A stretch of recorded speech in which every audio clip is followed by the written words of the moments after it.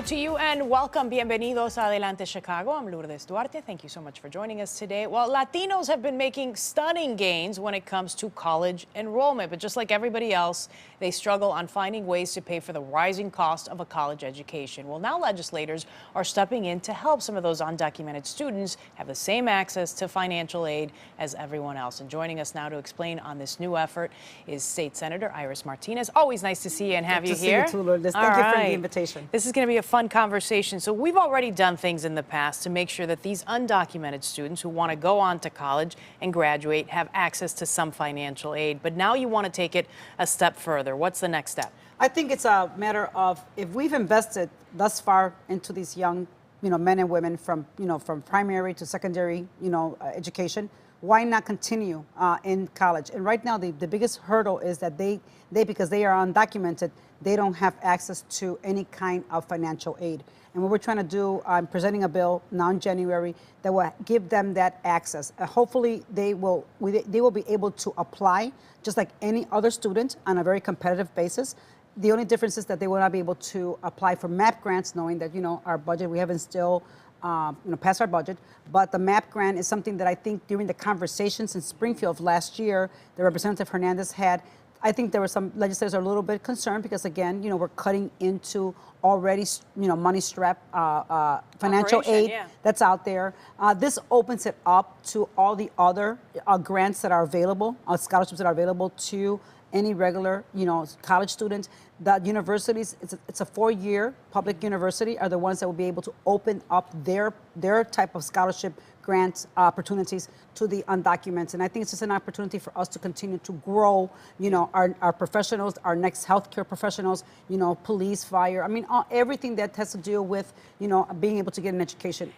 It's called the Access Bill. And I know that in the past we've done this sort of specific fund for undocumented students where they could apply for college loans through one specific fund, and it hasn't been opened up in other areas, which is what you're trying to do now. That's the difference. And as resources become scarce, we have to look at ways that we can continue to keep education affordable to our kids.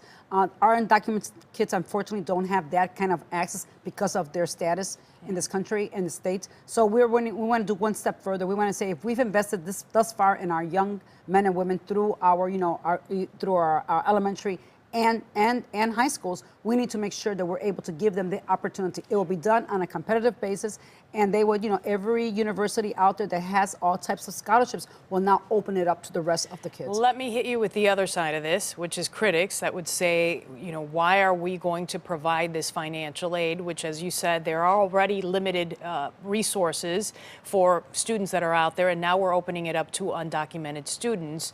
Why do that? How do you fight that? I think the University of UIC brought it to our attention, the fact that they wanted to do this.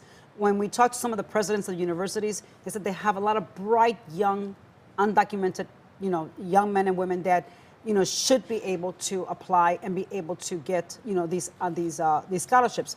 I think that the critic, of course, being that, we are strapped, but you know what?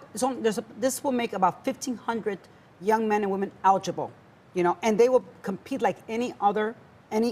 We have some young kids that have 3- and 4-point averages. I mean, brilliant kids that are out there, undocumented, that right now, are really, really interested and wanting to become a professional, and we need this. We've had this discussion in the past. Now you've got this bill that you're going to introduce in January. How likely do you think it'll be that it'll get anywhere? That's a big question, right? Well, I think Representative Hernandez was able to get it through committee in the House, and she took in all the concerns. The bill did not make it to the floor.